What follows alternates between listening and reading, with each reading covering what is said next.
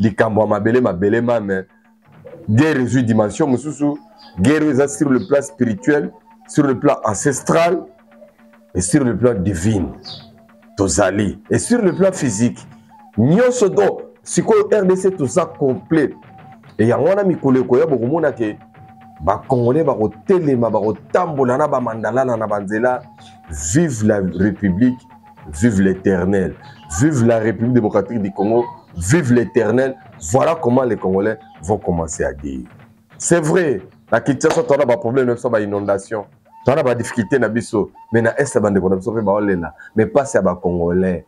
Un jour, tu penses à Miami aussi là, parce que Dieu est au contrôle. Tu as sanité, les solos, na ba américain ya robeza koko bakaka mais muturoko la Joseph Kabila yo congolais coupé ça y est sous crédité.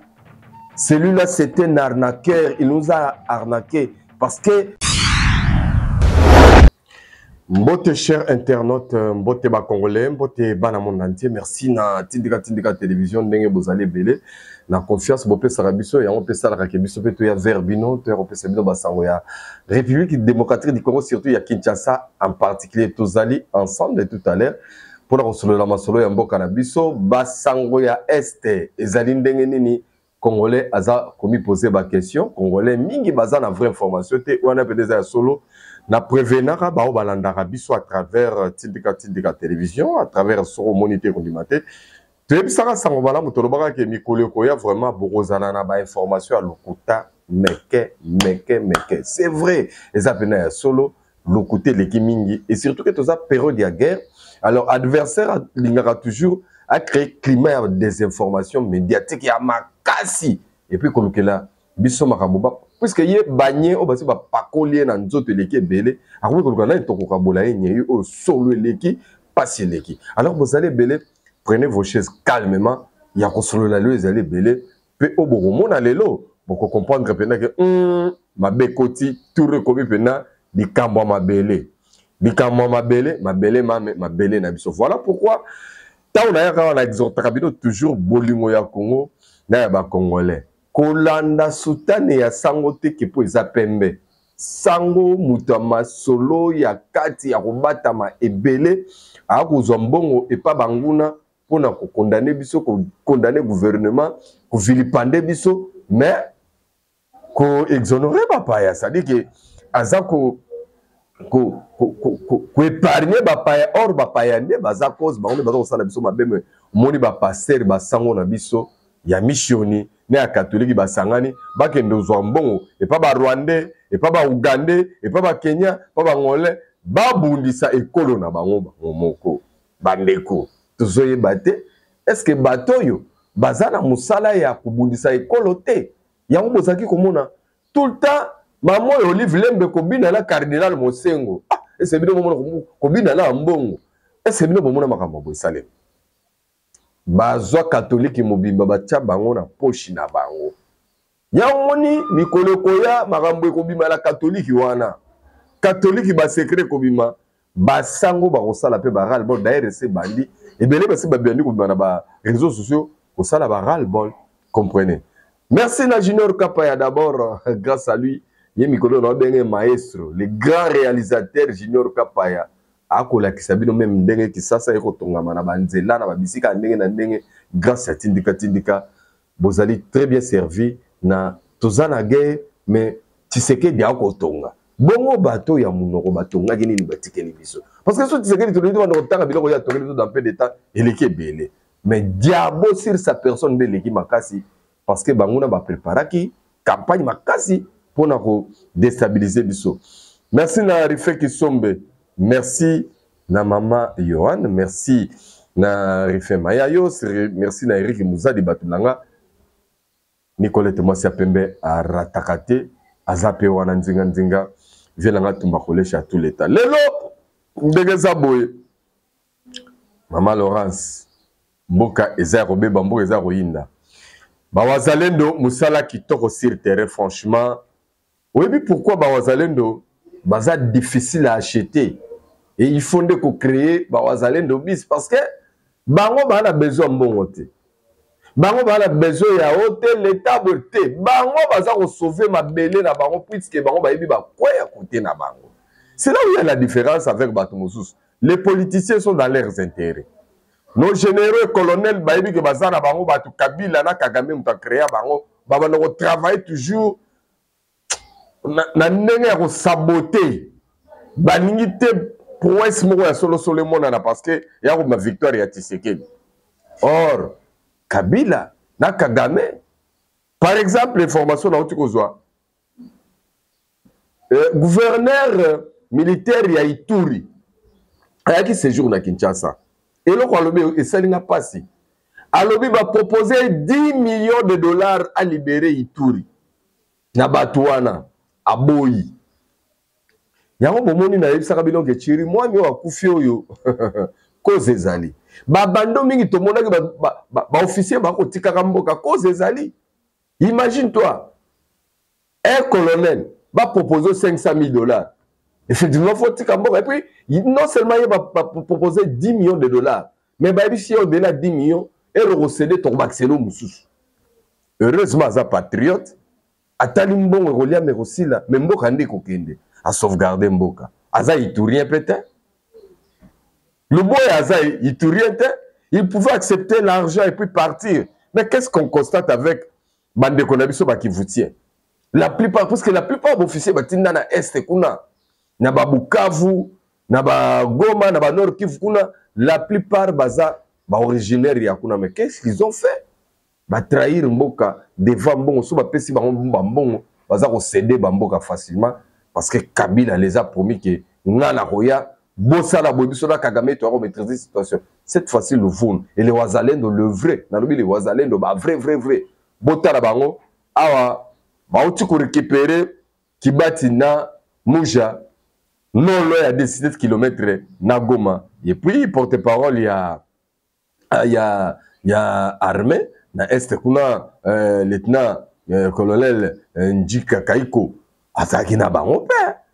Na ko commenter trop te Botel a entré dans bango ndegeni nezala ki okopwa ke Wazalendo très déterminé et puis a kozaba mboka nyonso pia et ko comme ça batebele mikolo ko Goma na Bukavu ezali bamboka na biso to kozwa yango na bisaki bino que on peut perdre la bataille et non la guerre. Et toi qui m'as crié vraiment Dieu ton contrôle tous ensemble. Alors Junior Kapaya le long na lingite na robatro bilili mteko solola.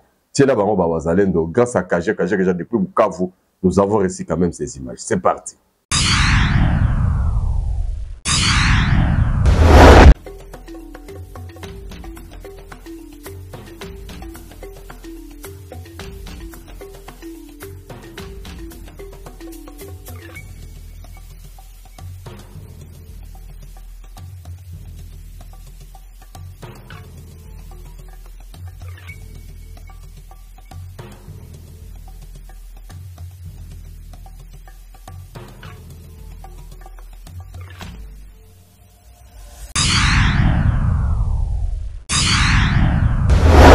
Mikolo bisoto ba Wazalendo.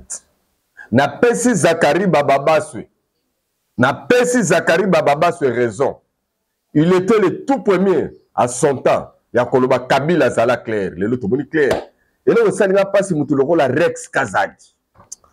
Ah Seigneur, pourquoi autant d'années bo interdire ki ba mission ba beta raté na poto?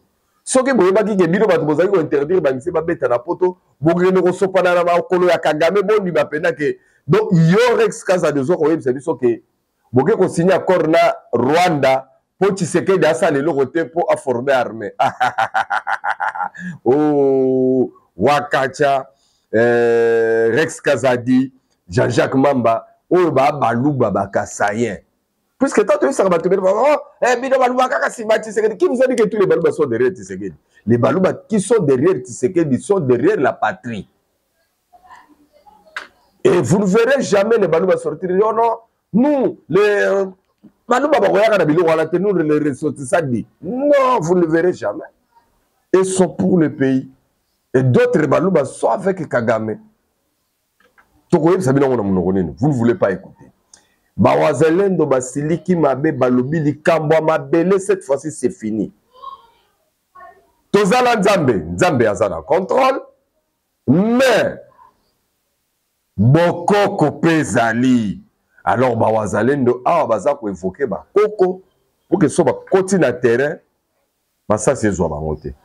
Et na rotier la bino cérémonie, na rotier la bino cérémonie noir sur blanc soko monité kondimate ba yema be ba wazalendo ba yema be ba lobi ba ko récupérer mboka na bango ata 1 km ata 1 cm et ko kene pas ba Rwandais.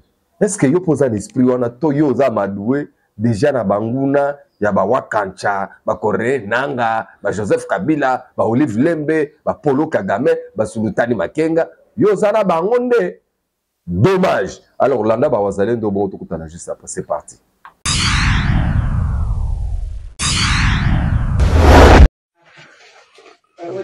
Tunapenda kuonesha nchi na dunia ione kama sisi wa Kongomani, ijapokuwa hatuna uwezo wa kutengeneza vifaa vya kila aina, lakini tuna uwezo wa asili. Asili ni siri ambaye tunashinda juu ya risasi kwa kila yeyote mwenyewe atakuwa anajitahidi kuya saa vile kupiga bombe ya kila namna, amba mwenye Rwanda anajitahidi kusema kama yeye ndio anapiga risasi. Kwa hii siri yenyewe iko hapa, antuka tunaiweza. Bangu salama bila hii. Na huyu ni Dr. Tikisa. Na umekuwa nasema hapa ndio Agurebel. Kwa kweli tunawahakikishia dunia nzima waone hii na kujua kusema kama sisi ni washindi wa asili na siri ya Bakambo na mayani yenye Mungu aliiumbaka. Ndio hii ceremony mko naiona hapa. Ndugu yangu wa Kongomani, tusimame tulamuke, tujitetee na kujililia wenyewe. Ntoka iko danse. Hii ni dawa yenye tunaandaa kwa ajili ya kumpiga mjinga na kumhakikisha hadi sehemu atakayejificha. Hapa tuko Kalama. Province gani? Province ya Sud Kivu, mzoni ya Mwenga. Ndio tuko hapa, hatutishiki. Tunachunga chochote kitakuya. Kenye kitatokea yule tutakipokea, kia chini tutakikanyaga. Ndio hilo.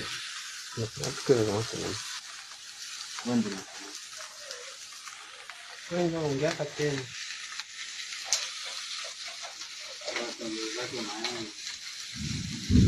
Ngana kuna chungu yetu tupata hii nyingine yetu moto tu na kamata yote.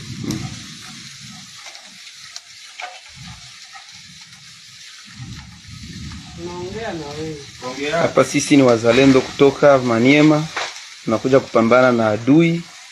Tunafika deja Kalama, tuko mzone ya Mwenga. Tunakaribia kupambana na adui mjini Bukavu.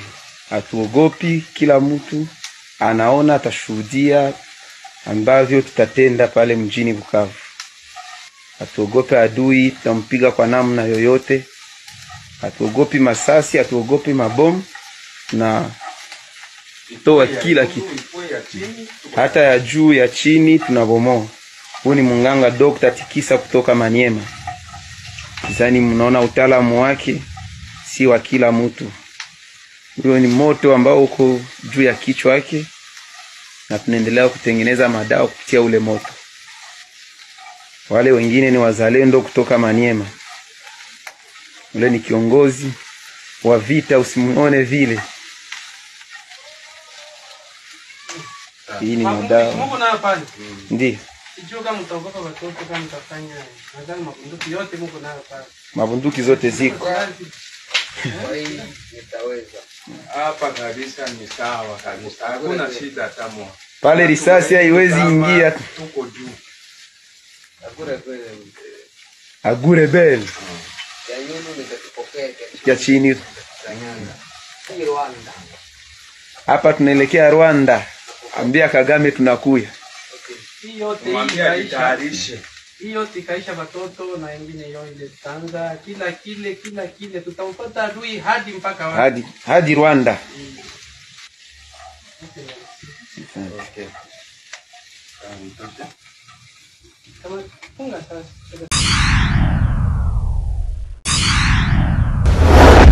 ngana lobaka soko omoni te kondima te Philippe Moussangilai depuis Qatar quelque part. Merci à toi ndenge olanda biso ndeko Maurice toko base Nicolette mwasi ya pembe tozali mama Yohane bomoni bino moko ke likambo ya mabele mame guerre ezwi dimension mosusu guerre eza sur le plan spirituel, sur le plan ancestral et sur le plan divin tozali et sur le plan physique nyonso do sikoyo RDC toza complet et yango wana mikolo ekoya bokomona ke bakongolais bakotelema bakotambola na bamandalala na banzela. Vive la République, vive l'Éternel, vive la République démocratique du Congo, vive l'Éternel. Voilà comment les Congolais vont commencer à dire. C'est vrai, la Kinshasa tu as des problèmes, tu as des inondations, tu as des difficultés na biso, mais na est bande de mais pas c'est à Congolais. Un jour tu penses à Miami aussi là parce que Dieu est au contrôle. To bo sanité li solo na biso na ba américain ya ngopeza koko bakaka. Mais muturoko la Joseph Kabila yo Congolais coupé ça y est sous crédité. Celui-là c'était un arnaqueur, il nous a arnaqué parce que lui travaille au service ya Kabila, ya Kagame. Balukela e kombo pa bande kona biso bakatange, ba pesa e kombo, metala lelo yo.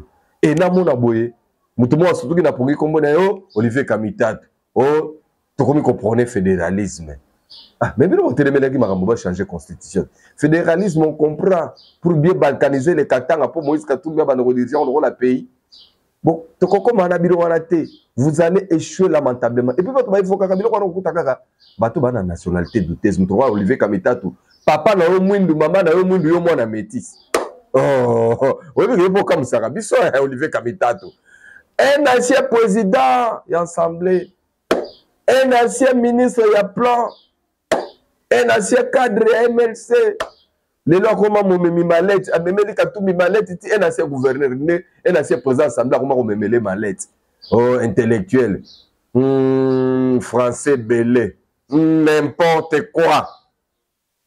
Donc, c'est le même phénomène, on n'est pas Rex Kadaz. Français qui toque. Quand vous écoutez Rex Kadaz parler, vous allez dire que ce gars est hyper intelligent. Mais quand on a l'intelligence, on va côté de Soukana. Na muzoberi pena ya makasi. Ah, bisoba congolais. Franco Chimpuki n'a raisonné au Lissousou ces années-là. Hein? Wana mukili mobimba. Rex Kadaz a régné fort. O Rex Alia Rabanda Kala. Akitaka. Ngainde na yambaye na Kinshasa. Interview to kititi na komi na makala aki kopesa badon. Rex Kadaz dit tu na capé la photo et c'est le gros mot dans besoin de retirer la photo. Et là on croyait que Rex Kadaz dit azobunda pour la cause ya ba congolais puisqu'il a interdit musique mbeta te na photo pour ba musique ba oyembe la Kabila et baza na lien na ba Rwanda. Et lelo Rex Kadaz dit que pas ba Rwandais. Paradoxe aboye fait qui sombe. Visite Rwanda, mwamba ekotizelu. Mindele balamukeli yango. Ba émission ke zongi. Moi si moko zana na otela bino, a défendre Rwanda makasi faut que mindele moko ese tranquillement. Président Kagame, président Rwanda criminel. Aboma de président avion. Oyo ngobo yango. No comment. Soko monite kondimate, landa extrait oyo. Landa ngo tranquillement, vanda bien na canapé, vanda bien lande lango. Bongo tozonga tokutana, tokanga émission.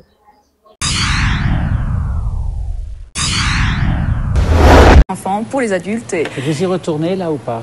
J'y retourne normalement cette année, oui. J'aimerais bien en tout cas. C'est un merveilleux pays. Je souhaite à tout le monde d'aller au Rwanda aujourd'hui parce que, vous savez, avec les problèmes politiques d'aujourd'hui, c'est-à-dire la rupture diplomatique qu'il y a pour une histoire d'enquête et machin, on a des gros problèmes aujourd'hui à nous imposer. Une histoire d'enquête qui est justifiée quand même. Justifiée, on verra avec l'enquête, parce que moi je me prononce pas pour ça. Moi on fait partie d'une organisation non gouvernementale et malheureusement on est pris en otage dans cette histoire politique. On ne va pas vous entraîner dans un truc qui va vous gêner, mais enfin, moi en tant que personne qui m'intéresse au problème. Moi, je prends ça sous ma responsabilité. Je ne vous entraîne pas dans ma responsabilité. Oui. Mais enfin, le Rwanda est dirigé par un criminel actuellement quand même. Le Rwanda est dirigé par... Non, je ne suis pas forcément d'accord. Je ne veux pas vous emmener là, mais enfin, en tout cas, moi je le dis, pour les gens qui regardent, selon toute probabilité, c'est le président actuel du Rwanda qui a fait tirer sur l'ancien président et qui a ensuite déclenché les massacres. Des suppositions, hein, oui, sur des suppositions, mais elles sont tellement avérées. Je veux pas, on va pas la gêner. C'est tellement avéré qu'il y a quand même assez peu de chances pour que ce soit faux. Et plus, d'ailleurs, il se défend en attaquant la France, et plus il s'enfonce. La France, elle n'est pas non plus... exemplaire. Non, mais d'accord, mais c'est beaucoup plus compliqué qu'on ne pense. Mais en tout cas, il ne faut pas dire qu'actuellement, c'est un lieu de vacances. Voilà. C'est pas un lieu de vacances, mais en tout cas, ici, j'ai pas dit ce que vous l'avez dit. Très bien. J'ai pas dit que vous l'avez dit. J'ai pas dit que vous l'avez dit. Les Français ont coupé la diplomatie là-bas avec le Rwanda. Malheureusement, c'est une histoire politique. Non, mais on peut pas empêcher les gens d'aller voir ce pays qui est quand même magnifique et puis voir cet exemple de reconstruction. Oui, vous avez absolument raison, mais on ne peut pas dire non plus. Il ne peut pas y avoir de reconstruction tant qu'il n'y a pas de procès ni de vérité. On ne peut pas reconstruire un pays. Ce sont deux personnes qui ont... Non, on ne peut pas reconstruire un pays quand il n'y a pas de vérité. On peut reconstruire les gens pour que les gens vivent. Et ça, Frédéric dit ça avec bienveillance, hein, Sonia. Ça, c'est ce que vous faites. C'est ce que vous faites. Donc vous avez raison. Et puis c'est votre pays, donc vous l'aimez et vous aimez les gens qui y sont. Mais moi, je vous dis, c'est pas mon pays et de quoi je me mêle. Mais en même temps, si. Parce que d'abord... C'était votre famille en même temps qui était à la présidence à l'époque. Quand vous connaissez les points de vue de Frédéric et son recul sur tout ça, ça, vous pouvez pas le suspecter de ça une seconde. Non, pas une seconde. Ça n'a aucun rapport. Non, je vous dis simplement que ce sont des problèmes qui m'intéressent, comme tout à l'heure, si on parle du Darfour ou si on parle d'autres choses, ce sont des problèmes qui m'intéressent. Il se trouve que là, la vérité n'a pas été faite, la situation n'est pas du tout claire, et il y a certainement beaucoup de devoirs de justice à faire. Donc, vous défendez les gens, la reconstruction des gens, la reconstruction des enfants, vous avez absolument raison, vous avez absolument raison. Mais à un certain moment, on ne peut pas dire qu'il ne faut pas aussi reconstruire le pays. Et reconstruire le pays, ça, c'est pas fait. Voilà, c'est tout. Merci Frédéric de ce que je pense. Pas de côté et qui nous éclaire sur le Rwanda. En tout cas, ça vous éclaire, mais enfin, j'essaye de... J'espère qu'il y aura simplement un peu plus d'éclaircissement sur cette histoire au Rwanda. Malheureusement, il y a quand même 1 million de morts qui sont pendant 100 jours. Pour 1 million de morts, c'est vraiment peu. Oui. Et il faut comprendre d'où ça vient et pourquoi ça a été fait. Et qui a commandité tout ça. En tout cas, la façon dont vous avez vécu. C'est ce que je suis en train de vous dire. Mais je ne voudrais pas qu'on... On exonère. Oui. Je ne voudrais pas que sous prétexte qu'on dise « je voudrais savoir », on ait l'air de pointer des responsabilités, etc. Enfin bref. Non, moi, juste la responsabilité politique. Je parle que de politique, là, pour l'instant. C'est à peu près. Mais non, vous n'en parlez pas. Vous n'en parlez pas de politique. Vous dites « je parle de politique », mais vous n'en parlez pas. Parlez-en, alors. Vous en parlez pas, là. Vous lirez le livre. Voilà. Allez. En tout cas, je comprends bien ce que vous voulez dire, Frédéric. Au-delà des émotions, au-delà de la bonne volonté, au-delà du désir de reconstruction, vous êtes pour la vérité historique et aujourd'hui de ne pas exonérer les responsabilités des uns et des autres, et notamment aujourd'hui au Rwanda, ce qui n'est pas incompatible avec le travail. Merci Nato, le Wazalendo du monde entier. Merci à FARDC. Merci à Mronzamboka Félix Antoine Tshisekedi de l'institution à Nyonso. Merci à Msala Boko Salatoro de la gouvernement de l'Union nationale des Akoya.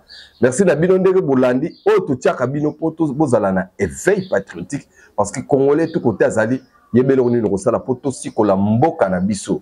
Après ma solo ba Congolais te solo la nakata. Donc pour le moment tout indi Congolais mokote akende zo Kagame abomela raeba Congolais pour Tshisekedi dans sala mabe mais n'importe quoi. On a plus de 20 000, 30 000 Congolais. Kakapoyo, au Sepeli Nelonga Tshisekedi te. Mais c'est l'élection. C'est la béchéance électorale. Dommage. Alors, pour la Lelo Bissoto Soukia, merci à Junior Kapaya, merci à Rifé qui sont, merci à Congolais, nous sommes monde entier. Merci à Nicolette Mosiapé, merci à Maman Yohan. Merci à grande sœur chérie depuis Canada, Ningalula. Il y a Vicky, il y a Matama Diata. Quelque part, tous ensemble. Et fait Mayayo, c'est qui nous a dit Batunanga depuis Paris, tout ça ensemble. Merci, Narifé qui sombe tindika toujours to tindika bango tina likolo nzamba zala na bino na mabota na bino me bobo sanate bolingo ya Congo na ya ba Congolais. Tout le monde très prochainement. Bye bye.